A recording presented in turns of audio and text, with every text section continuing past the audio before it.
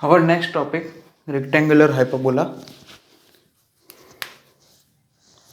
जैसे ये तो हमने अभी देखा था कुछ क्लासेस पहले कि भाई x square minus y square is equal to a square. Rectangular hyperbola का ये इक्वेशन होता है, ए बराबर बी हो जाता है, कि जिसमें एजिम्टोड्स जो होते हैं म्यूचुअली परपेंडिकुलर हो जाते हैं। ओके, एजिम्टोड्स कैसे क्या होते हैं इसमें, y is equal to plus और माइनस एक्स। ओके,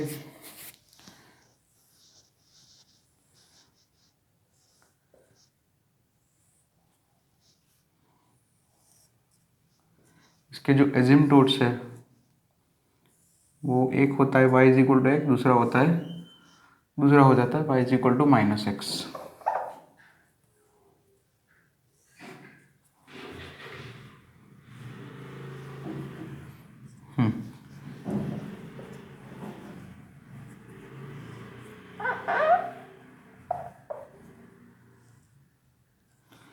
ओके, यहाँ पे फोकाई और वर्टाइसिस a1 यहाँ पे लिखे, s1 लिखे, a1 के कोऑर्डिनेट्स a, a आ जाएंगे, s1 के कोऑर्डिनेट a1 के कोऑर्डिनेट a, 0 और s1 के कोऑर्डिनेट्स √2 a, 0। क्यों √2 लिखा? क्योंकि ये हमें पता है कि रेक्टेंगुलर हाइपरबोला में एसेंट्रिसिटी √2 होती है। ठीक है, सो s1 s2 क्या हो जाएगा, प्लस और minus √2 a, 0। Directrix x is equal to plus और माइनस a/e, मतलब a/√2। एक यहाँ पे आएगी, एक यहाँ पे आएगी, बराबर है। वर्टाइसिस a1 a2 वो तो वही रहेंगे, प्लस और माइनस a, 0, और ट्रांसवर्स एक्सिस तो वही रहेगी, x एक्सिस पर कॉन्जुगेट एक्सिस वो हो जाएगी ये कॉन्जुगेट एक्सिस यहाँ पे b1 b2, y एक्सिस उसके भी कोऑर्डिनेट्स क्या आएंगे, 0, 0, माइनस है, क्योंकि a बराबर b है। अब यहाँ पे ये तो हम सीख चुके हैं, लेकिन अब जो है हमारा टॉपिक बेसिकली क्या हो जा रहा है, हम जो है इस हाइपरबोला को रोटेट करेंगे। ठीक है, तो वो भी रेक्टेंगुलर हाइपरबोला ही है। रेक्टेंगुलर हाइपरबोला जो ये ड्रॉ किया था, मतलब हम जो है रोटेट क्या करेंगे, ट्रांसवर्स एक्सिस जो है, अभी एजिम्टोड्स क्या है, y is equal to x और y is equal to minus x. Transverse axis x axis है, y इज इक्वल टू 0, और कॉन्जुगेट एक्सिस y एक्सिस है। तो अभी हम क्या कर रहे हैं, ये ट्रांसवर्स एक्सिस को 45 डिग्री पे एंटी क्लॉकवाइज रोटेट करेंगे, तो जो मतलब अपना हाइपरबोला ऐसे रोटेट होके ऐसे बन जाएगा। तो उसके लिए पूरा एनालिसिस देखना है मुझे, तो ये तो आपने लिखा हुआ ही है, उसके लिए पूरा जो है मुझे एनालिसिस करना है, उसमें फिर सब कुछ एनालिसिस करना है। यहाँ पे टॉपिक उससे क्वेश्चंस काफ़ी एडवांस में आते हैं, नॉर्मल टेंजेंट से, है ना, रेक्टेंगुलर हाइपरबोला के लिए। तो अगर मतलब मैं रोटेट करता हूँ तो डायग्राम सबसे पहले बना देते हैं, फिर उसी को देख के काम करेंगे। तो यहाँ पे एक्स एक्सिस वाई एक्सिस, वो तो वही एक्सिस तो वही है, एक्सिस का रोटेशन नहीं कर रहे हम तो जो है पूरा हमारा जो हाइपरबोला है उसको रोटेट कर रहे हैं, ऐसे रोटेट करके ऐसे ले जा रहे हैं। तो अब जो है ये देखो, ये y is equal to x है, उसका स्लोप एंगल 45 डिग्री हो जाएगा, मतलब ट्रांसवर्स एक्सिस जो है y is equal to x बन जाएगा, और कॉन्जुगेट एक्सिस जो है ये बन जाएगा अगर आप रोटेट कराओगे तो सबसे पहले ये y is equal to x बनाया, फिर y is equal to minus x बनाया। तो हमारा हाइपरबोला रोटेट किया हमने, इसलिए कुछ ऐसे दिखेगा। ठीक है, रोटेट कराया हुआ हाइपरबोला जो है, इक्वेशन सब कुछ लिखेंगे अभी फिलहाल, तो हम पहले ड्रॉ करते हैं अच्छे से। ठीक है, और दूसरी ब्रांच कुछ ऐसे आएगी। ओके, अब ये हमारा जो y is equal to x है वो ट्रांसवर्स एक्सिस बन चुका है ना, और ये y is equal to minus x जो है, यानी कि x plus y is equal to 0 जो है, वो हमारा CA बन चुका है, कॉन्जुगेट एक्सिस। सेंटर वहीं पे है, सेंटर का कुछ नहीं है यहाँ पे चेंजेस, सेंटर वहीं पे है। ओके, चलिए, तो इसका इक्वेशन हमें लिखना है। इसका इक्वेशन क्या था, x square minus y square is equal to a square. तो इसका इक्वेशन जैसे अब रोटेशन ऑफ एक्सिस करके एक रोटेशन जो है, रोटेशन फिर सारे कोऑर्डिनेट्स रोटेट हो जाएंगे।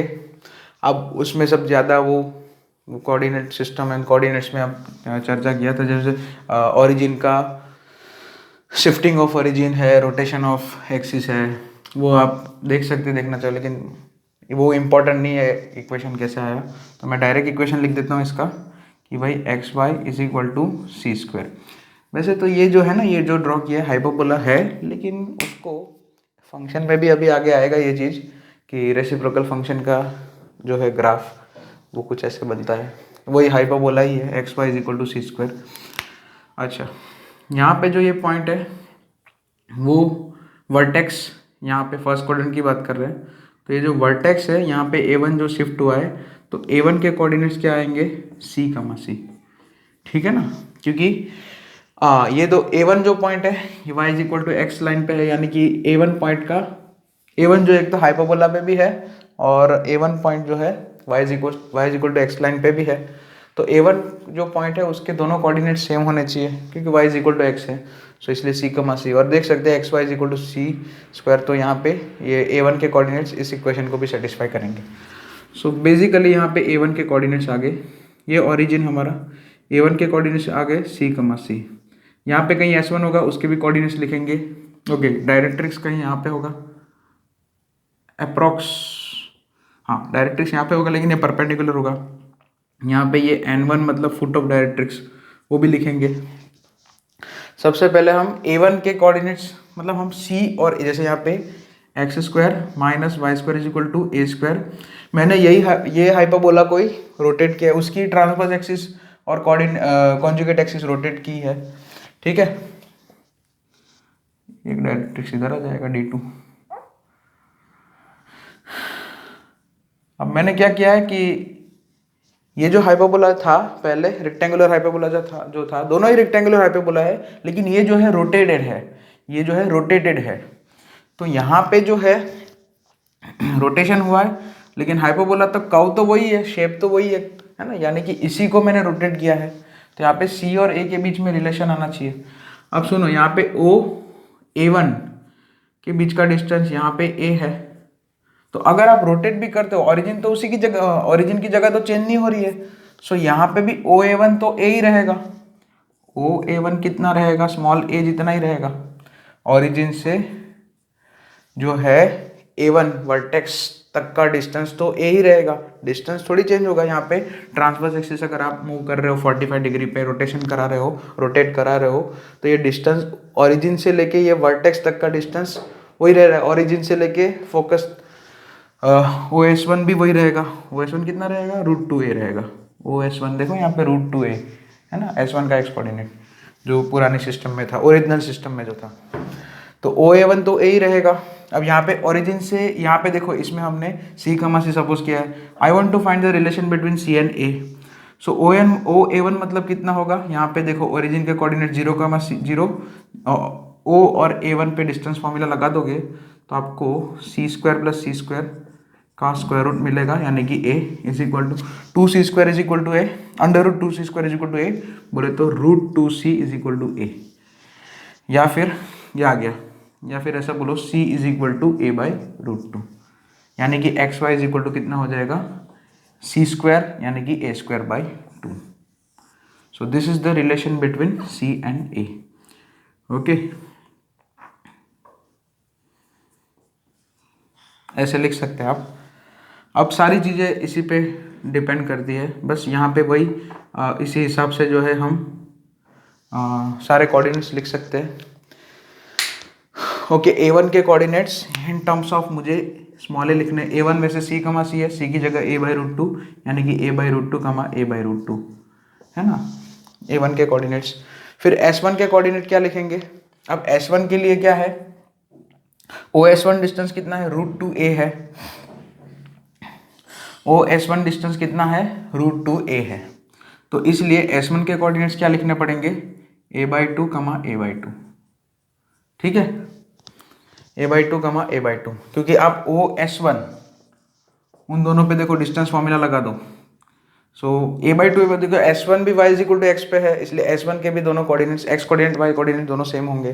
तो OS1 लगा के देख लो, a square by four plus a square by four का स्क्वायर रूट यानी कि 2a स्क्वायर बाई फोर का स्क्वायर रूट यानी कि a बाई, अरे एक minute, a square a by two नहीं, एक मिनट ए होना चाहिए, सॉरी ए बाई टू तो इसके आएंगे, हाँ ए कम आए, यस अब हो गया ए स्क्वायर बाई फोर की, वो तो n1 के कोऑर्डिनेट्स आ गए थे गलती से, ओके हम फोकस की बात कर रहे हैं, तो रूट टू है, सही है, a square plus a square two a square तो रूट टू है, OS1 रूट टू है, यस, इसलिए S1 के कोऑर्डिनेट्स ए कमा ए लिखने पड़ेंगे।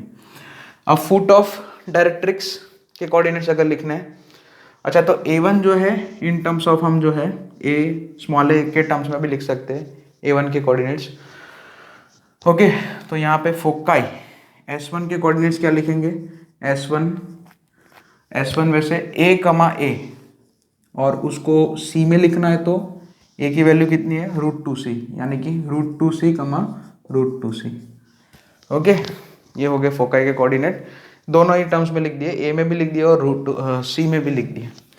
तो फुट ऑफ डायरेक्ट्रिक्स, फिर फुट ऑफ डायरेक्ट्रिक्स निकालेंगे, वहाँ से हम डायरेक्ट्रिक्स का इक्वेशन भी निकाल देंगे। तो फुट ऑफ डायरेक्ट्रिक्स यही सब चीज़ें होती है, आपको पता ही है।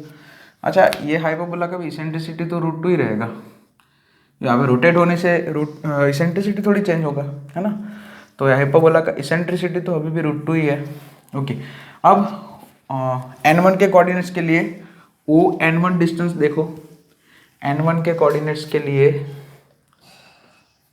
n1 डिस्टेंस कितना था पुराने सिस्टम में, यहाँ पे था हमारा डायरेक्ट्रिक्स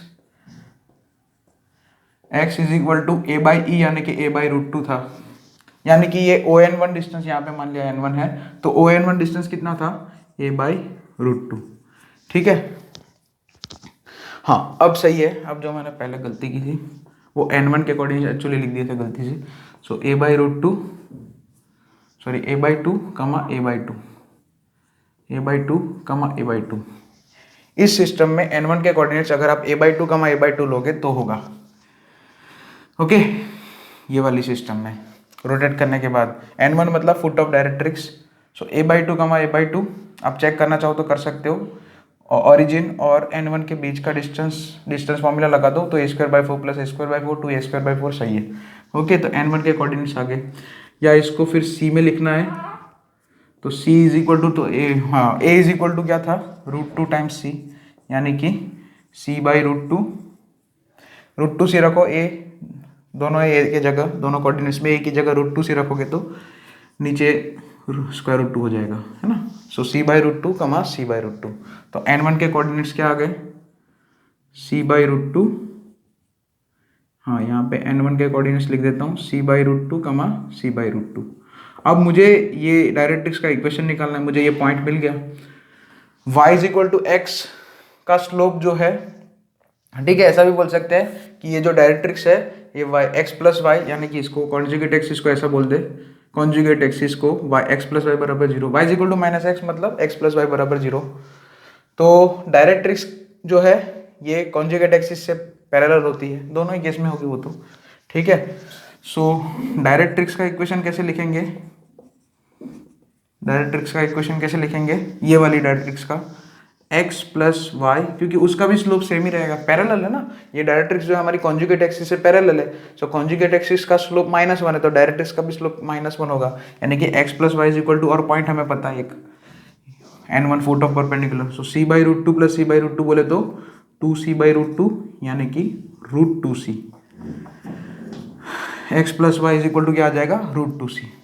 अच्छा यहाँ पे जैसे फर्स्ट क्वाड्रेंट में लिखा सारी चीजें, फोकाई लिख दिया, वर्टाइसिस लिख दिया, उसी तरह से यहाँ पे भी सिमेट्रिकली बस सभी में नेगेटिव साइन हो जाएगा। जैसे यहाँ पे S1 के कोऑर्डिनेट्स a कमा है, यहाँ पे S2 के coordinates minus a comma minus a, ठीक है, या फिर बोलो तो रूट टू सी कमा माइनस रूट टू सी कमा माइनस रूट टू सी, फिर ये a1 c कमा c है तो a2 हो जाएगा माइनस सी, n1 यहाँ पे n2 आ जाएगा माइनस रूट, ये दोनों माइनस हो जाएंगे, और डायरेक्ट्रिक्स यहाँ पे ये वाली directrix x plus y is equal to minus root two c है ना, सब माइनस हो जाएगा बस खाली कि थर्ड क्वाड्रेंट हो जाएगा ना इसलिए, ओके। तो ये बेसिक थ्योरीज हो गई सारी, और एक चीज़ बचा है खाली, पैरामेट्रिक पॉइंट, वो भी हम यहाँ पे लिख देंगे। वो भी स्टैंडर्ड है, जैसे हमारा इक्वेशन क्या है, ये कर्व का equation x y is equal to c square है, रेक्टेंगुलर हाइपरबोला ऐसा बनेगा x y is equal to c square. So parametric point के कोऑर्डिनेट्स हम कुछ ऐसे लिखेंगे, parametric point c t comma c by t. Okay, x coordinate c t, y coordinate c by t, इसमें put करके देखो, c t into c by t, t t cancel होगा, c square आ जाएगा। सो this is the basic theory. अब आगे और बढ़ेंगे, यहाँ पे थोड़ी चीज़ें और देखेंगे। तो सबसे पहले ये समझ में आना चाहिए था, ठीक है। सो इसको थोड़ा आगे बढ़ाते हैं। पैरामेट्रिक पॉइंट हो गया, कॉर्ड, ओके, वापस मैं डायग्राम ड्रॉ करूँगा, ये सब तो बेसिक था। अब जो है सभी चीज़ें आएगी यहाँ पे, tangent, normal, chord bisected at given point, chord joining 2 points T1, T2। यहाँ पे पैरामीटर T हो गया, पैरामेट्रिक पॉइंट हमने क्या लिखा, c t c by t, तो पैरामीटर क्या हो गया T, यानी कि T चेंज होगा, T का वैल्यू चेंज होगा। तो यहाँ पे हमारा जो है ये रेक्टेंगुलर हाइपरबोला कुछ ऐसा है। तो अब मुझे क्या चाहिए, मान लिया एक पॉइंट A ऑफ T1 है, दूसरा पॉइंट जो है ये वाली ब्रांच पे भी ले सकता हूँ, ये वाली ब्रांच पे भी ले सकता हूँ मैं, है ना, क्योंकि B ऑफ T2। तो कॉर्ड ज्वाइनिंग द पॉइंट्स है ना, equation of chord joining the points A B, A के कोऑर्डिनेट्स क्या आएंगे, ये हमारा parabola, sorry hyperbola, x y is equal to c square है, जो अभी चल रहा था वही है स्टैंडर्ड। सो ए के कोऑर्डिनेट्स क्या लिखेंगे, पैरामेट्रिक फॉर्म में सी T1 कमा c by T1। Point A का पैरामीटर T1 है, पॉइंट बी का पैरामीटर T2 है, तो बी के कोऑर्डिनेट्स क्या लिखेंगे, c T2 comma c by T2। Slope of A B लिख देते हैं, स्लोप ऑफ ए बी क्या आ जाएगा, y2 माइनस y1, जो भी लिखो, c by T1 minus c by T2 whole divided by c T1 minus c T2। c तो कैंसिल है, ऊपर आ जाएगा T2 minus T1 upon T1 T2 into T1 minus T2।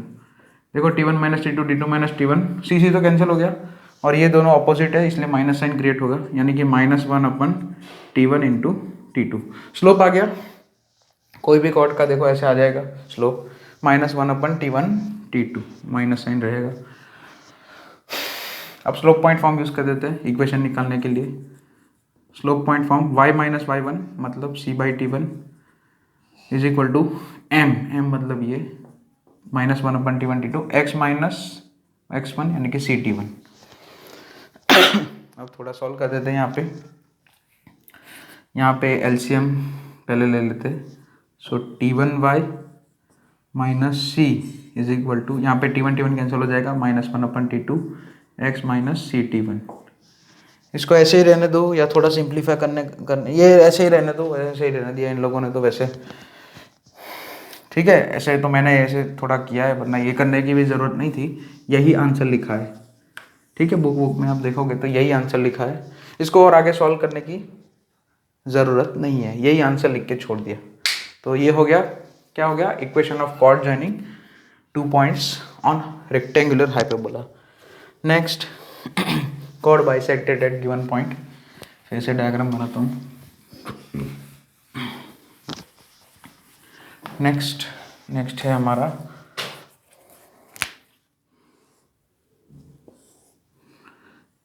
Equation of chord bisected at given point.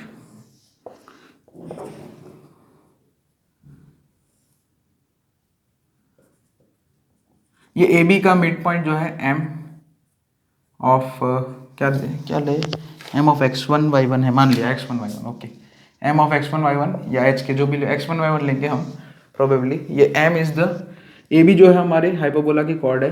ये A B cord ये वाली branch पे भी बना सकते हैं, यहाँ पे भी बना सकते हैं, कहीं भी बना सकते हैं। So equation of chord bisected eight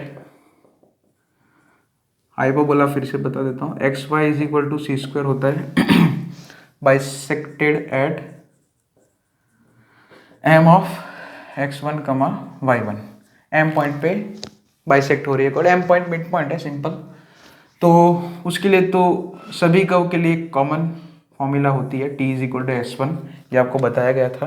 cord bisected at given point, circle में ही बता दिया था मैंने कि ये फॉर्म जो है सभी के लिए। अब t मतलब x1 टेंजेंट का मतलब पॉइंट फॉर्म में टेंजेंट का इक्वेशन। अच्छा, अब यहाँ पे xy बराबर सी स्क्वायर है, तो आपको कर्व से पॉइंट फॉर्म में टेंजेंट का इक्वेशन लिखने के लिए हम क्या करते हैं, एक्स वाई एक्स स्क्वायर की जगह एक्स एक्स वन पुट करते हैं, वाई स्क्वायर की जगह वाई वाई वन पुट किया जाता है, 2x की जगह x plus x one put किया जाता है, 2y की जगह y plus y one put किया जाता है, और एक्स वाई अगर दिया है तो उसकी जगह क्या पुट किया जाता है, x y one plus y x one divided by 2, x y one plus yes y x one divided by 2।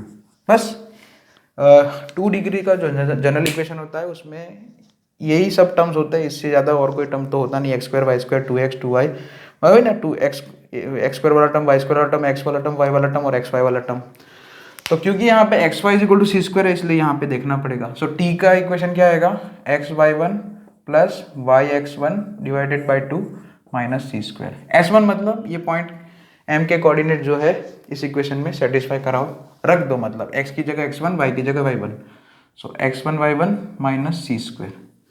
ठीक है, हमारा कर्व का इक्वेशन क्या होगा, सी स्क्वायर को इधर भेजना पड़ेगा ना, ये सब आपको पता है, राइट हैंड साइड जीरो बनाना होता है। बस अब इसको सॉल्व करेंगे, सी स्क्वायर तो कैंसिल हो गया, और यहाँ पे 2 इधर मल्टीप्लाई करो, x y one plus y x one is equal to 2x1 y1, बरोबर है। x1 y1 से डिवाइड कर दो पूरे इक्वेशन को, सो x अपन x1 प्लस y अपन y1 इज इक्वल टू 2। यहाँ पे ध्यान रखने वाली ये बात है, ये जो x1 y1 पॉइंट है वो कर्व पे नहीं है, ओके। तो ये हो गया chord bisected at given point, x by x1 plus y by y1 is equal to 2। ठीक है, नोट डाउन कर लेना इसको।